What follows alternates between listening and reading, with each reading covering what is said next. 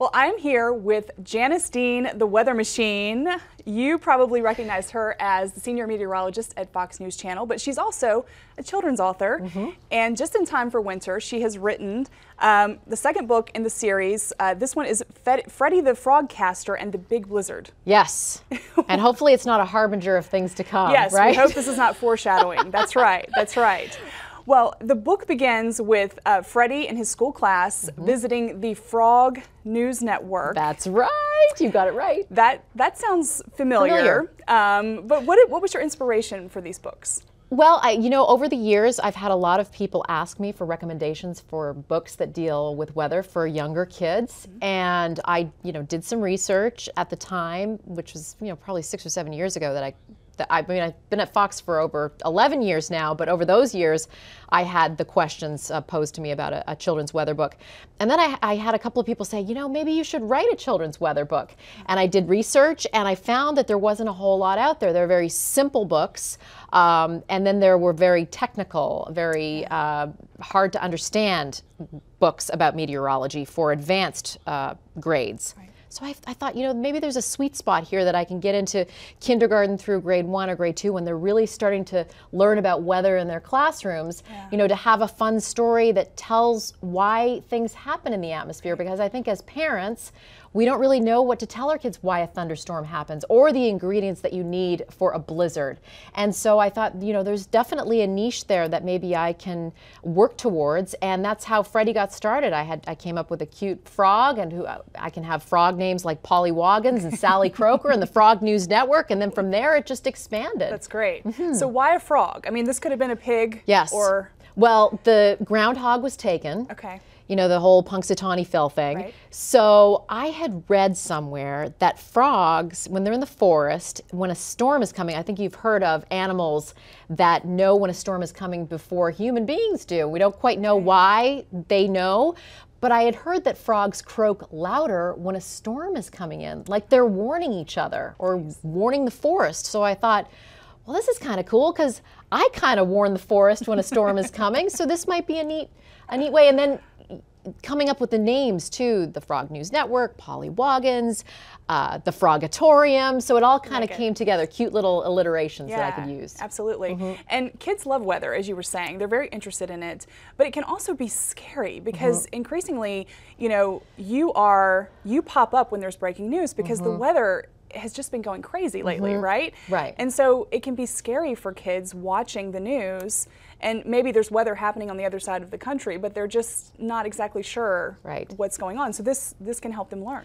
I think as parents, sometimes if I wasn't a meteorologist or somebody that does weather every day, I would have a hard time describing why a thunderstorm happens or the ingredients of a blizzard or what a hurricane is. So I think if parents and teachers can get into why things happen and explain it and have a dialogue with their kids, then it does take the scare out of things a little bit more. And I found that too, that when I go out to classes, today I went out to a school to talk to kids, they are excited about what happens in weather. They're excited, they want to know. And that's important to notice. I mean, I realize that the news sometimes can be dire and the headlines are all about damage and destruction. But if we can, describe why things happen and teach our kids and have a moment with them where we're reading to them or being a part of their lives, then that helps them understand why things are happening. Right, right. Now, Freddy is a very good frog. Yes. And Freddy is prepared. Yes. And in the end of the book, there's even a winter storm checklist. You and your weather colleagues are constantly telling people, be prepared, be prepared. It doesn't matter what kind of severe weather you could be preparing for, just prepare. Yeah. Tell us how important it is. Very important, and that was one of the main reasons I wrote the book, is because regardless of the storm, whether it's a hurricane, whether it's a blizzard, whether it's a tornado, my job is to make sure people are prepared, they have warning.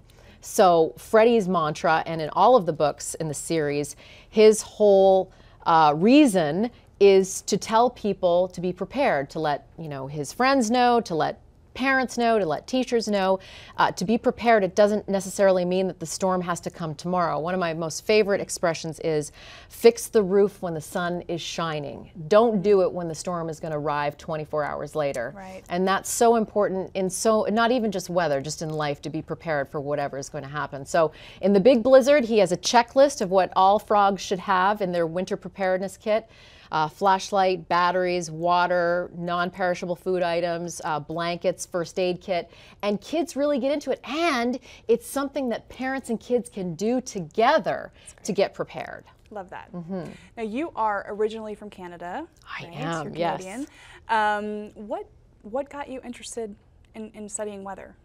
Well, growing up in Canada, we had plenty of winter storms to talk about. I have pictures of snow piled up to our rooftop back home. Winters were intense. And I do remember a couple of ice storms that went through, and at one point we didn't have power for days. The National Guard was called in. And it was scary, but it also made an impact. Why does this happen, you know? And community coming together, really coming together to help one another. I remember that so well, you know? Being at the neighbor's house and being afraid, but having so many friends and family around you that, you know, to weather the storm. Right.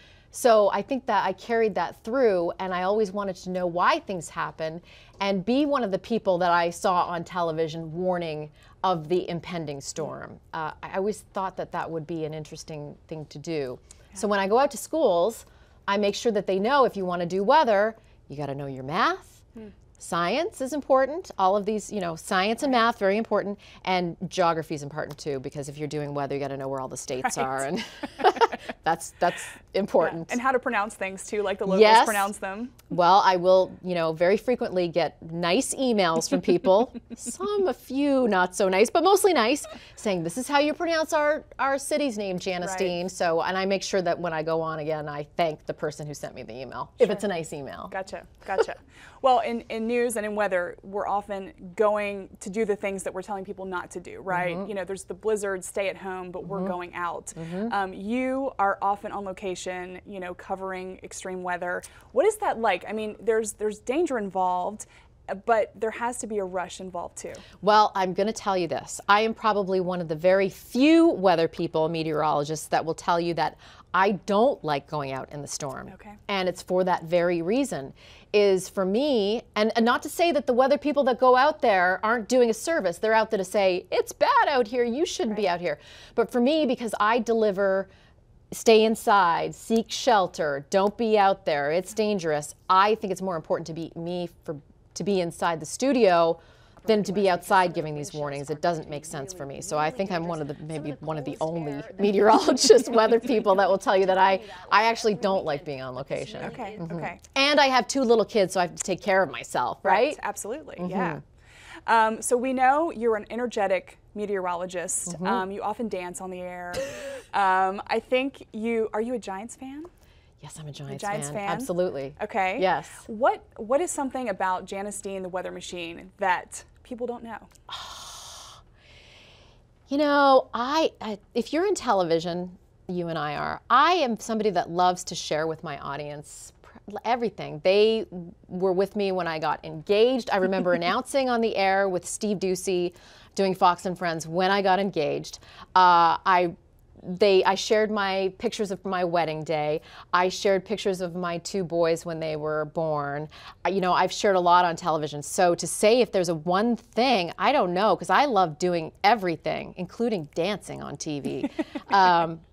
So I might have to get back to you on that. Okay. There's nothing like on the weekends. I mean, do you knit? I do you like don't to knit. Cook? Are you a good cook? No, I'm a terrible cook, but people know that already about me. Okay. Because whenever we have food segments, whenever we have a chef or something, I always say, can I stir? Because at least it'll show my husband I'm doing something in the kitchen. So they know I can't cook. Okay. What about winter sports? Growing up in Canada, I like skating. I like skating. I love hockey. I'm not very good with the football. I don't understand like the end zone stuff or it's like wah, wah, wah, wah, wah when people talk about football. But hockey, I'm very good with hockey. Okay. And I'm enrolling my son, Matthew. He's learning how to skate. But I can do a very good, and I've never done this before, actually. I do a very good or in my mind, I do a good impersonation of a French-Canadian hockey commentator. Ooh, okay. Okay. So, et le but, tout le monde connaît, everybody knows, notre cher ami, your friend of mine, numéro 19, number 19, Larry Robinson.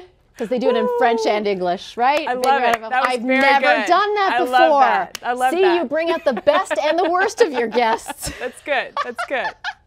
I love it. I love it. Well, congratulations on the book. This is fantastic.